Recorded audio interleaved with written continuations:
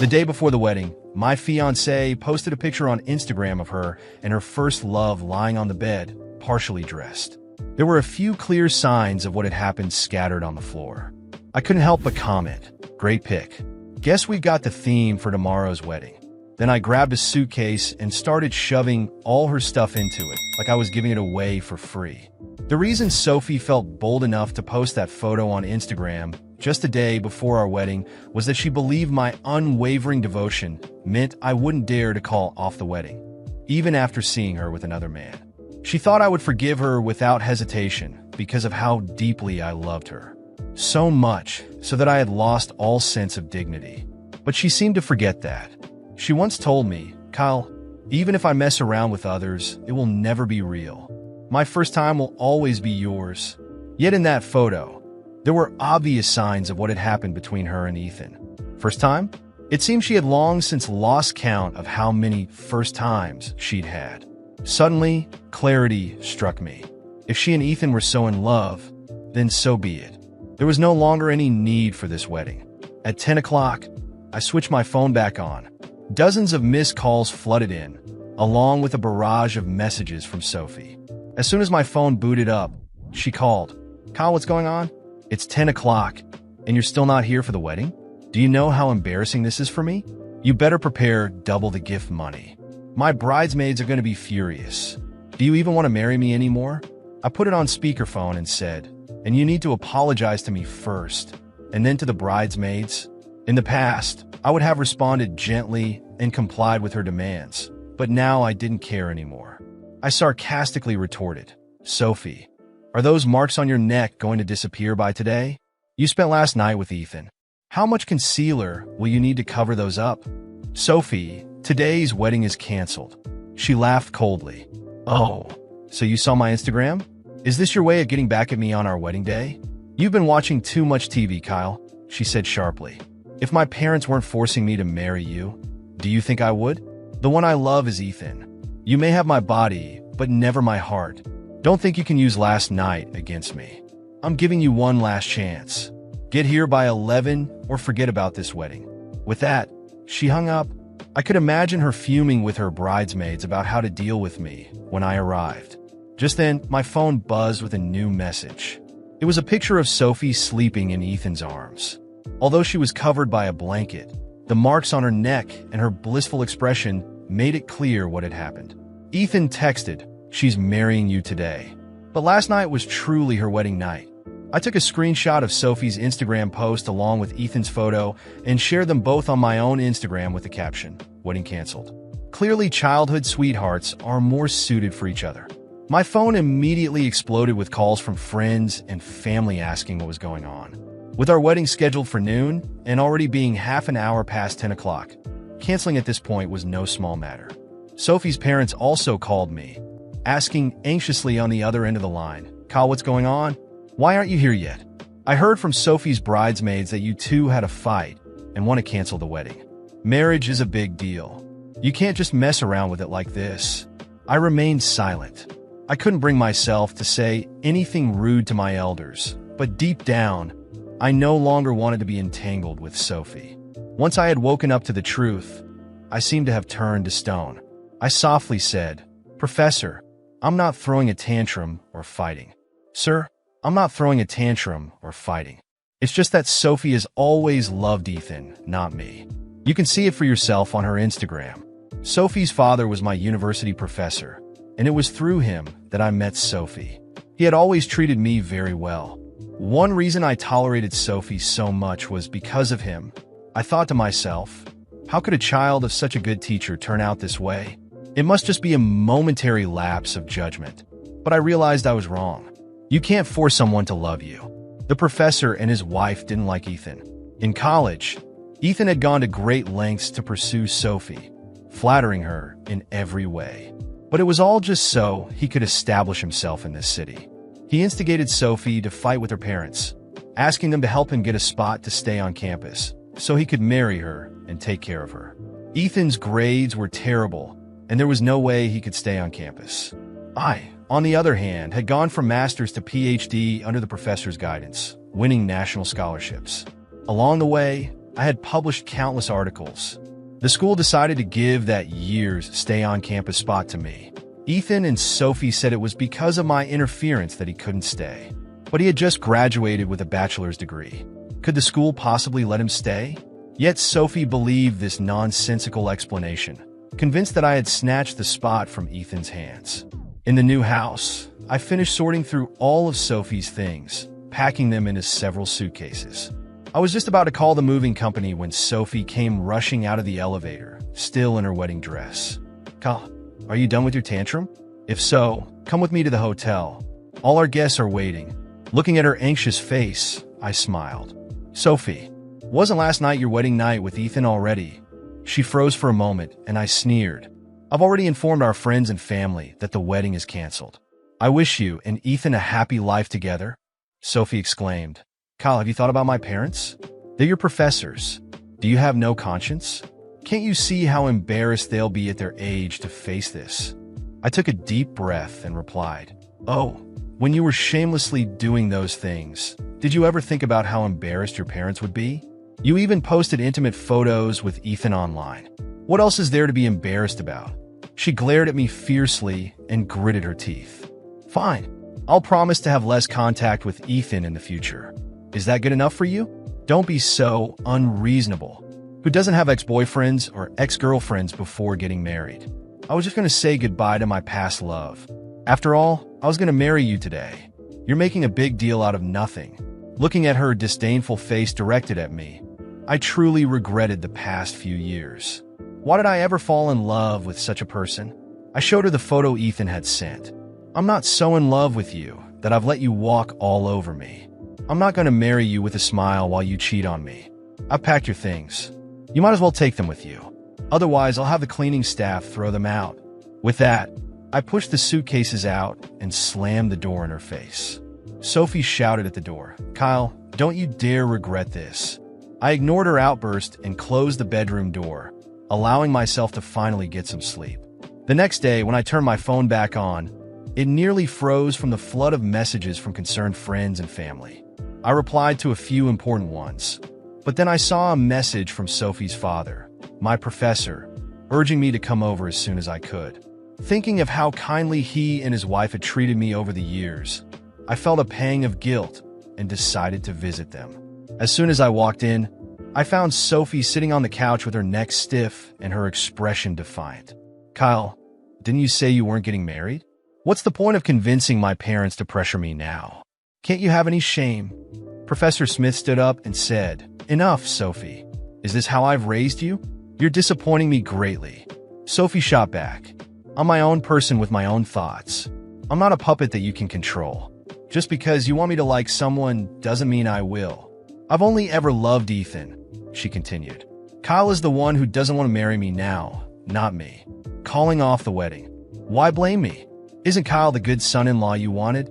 Tears filled her mother's eyes as she said, "Sophie, look at what you've done. How can you expect Kyle to handle this? How could you and Ethan do such things?" Sophie gritted her teeth and glared at me. "Even if I agree to marry you, my heart doesn't belong to you. My body and soul have always been Ethan's." Feeling hopeless, I stepped in front of the professor and his wife, looking directly at Sophie. I asked, "When I pursued you, did I ever force you to do anything against your will? Did I pressure you when I proposed? This relationship has always been based on your consent. Why now claim that it's me or your parents who are pressuring you?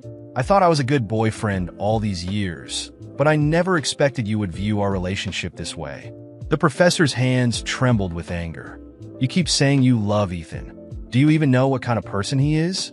What he has done? You're clearly under some kind of spell." Sophie looked defiant as she faced her parents. "You did those things to Ethan without him blaming you. He just told me not to be angry with you. And yet here you're criticizing him. You're the ones with no conscience." Her mother slammed her hand on the table. "What have we done?" Sophie scoffed. "Do we really need to go over this? You took Ethan's spot at school and gave it to Kyle. Kyle, don't pretend everyone knows your spot was earned by sucking up to my dad." The professor clutched his chest, gasping for breath. "What did you say? I've lived my life honestly. And now my own daughter accuses me of using underhanded tactics for a student. Sophie stood up dramatically and declared, "Isn't that true? If it weren't for being your daughter and Ethan encouraging me, I would have reported Kyle long ago." The professor turned pale and pointed at her. "Good. I raised a wonderful daughter. Go ahead and report me now. Get out. Get out. You'll regret this." Sophie shot back as she stormed out. "Just watch. I'll make sure Ethan gets what he deserves." With that, she slammed the door behind her. As the sound of the door echoed through the room, the professor collapsed. "Professor!" After the professor collapsed, the room descended into chaos. I stood there, frozen, as Sophie's mother rushed to help him, trying to get him to breathe normally again. The anger I felt was mingled with guilt. But before I could say anything, Sophie turned towards me, her face full of fury. "This is your fault," she screamed, pointing at me like I was the sole cause of all the destruction. I wanted to argue back, to tell her she was the one who caused all of this by cheating, lying, and manipulating, but I kept my mouth shut. There was nothing more to say, at least not at that moment. I walked out of the house, leaving the weight of my decision hanging heavily in the air. That was the final end between Sophie and me, or so I thought. In the days that followed, I moved into a small apartment. The wedding was officially off, but the drama didn't end there.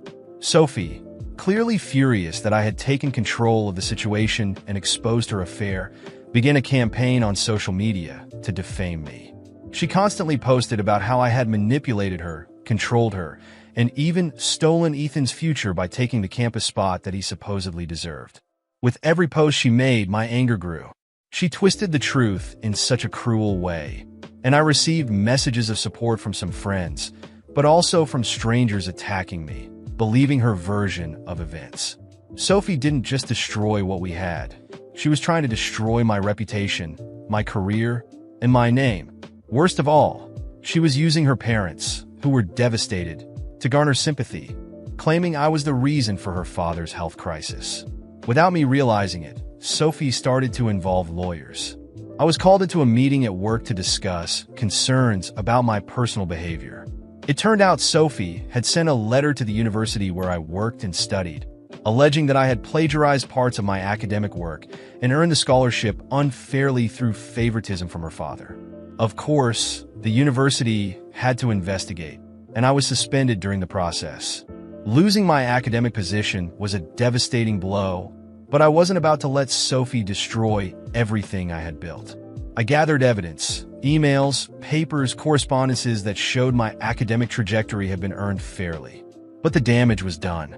The accusations spread, and parts of the academic community began to look at me with suspicion. As I fought to clear my name, things only got worse. Sophie, not satisfied with tarnishing me on social media and in my workplace, began reaching out to my family. My parents, who initially supported me, started receiving calls and visits from Sophie. With her perfect acting, she convinced my mother that I had emotionally traumatized her, claiming I had pressured her into marriage by manipulating her through her father. My mother, who had always believed in the sanctity of marriage, started doubting me. Sophie had turned my family against me, and suddenly, I found myself completely alone. Then she struck in the most cruel way possible. Sophie showed up at my apartment one rainy morning, claiming she was pregnant. She looked at me with a cold smile and said, "I've thought about it, and despite everything, I'm going to raise this child. Ethan and I have decided, but everyone's going to know you're the biological father." I was completely stunned. How could she be pregnant with my child? We hadn't been together in months before everything fell apart. Then the truth hit me. It was another one of her manipulations. She planned to drag me into legal and financial hell, forcing me to pay child support and further ruining my personal and professional life. I didn't know what to do. The pressure was becoming unbearable, but I decided to consult a lawyer. He was blunt. If she took this to court, I would have to prove I wasn't the father. It would be her word against mine, and that wouldn't be enough. We'd need to request a paternity test, but until then, my reputation would remain in jeopardy. While the drama unfolded, I began investigating Sophie and Ethan's past. I discovered that Ethan had been using Sophie the entire time, He wasn't interested in building a family with her. He was after her family's money and academic connections. He saw Sophie as a tool, something to use and discard. And Sophie, blinded by her obsession with him, would do anything for his fake love. I decided I wasn't going to let them get away with this. I filed a defamation lawsuit against Sophie and Ethan, gathering evidence of how they were trying to destroy my life.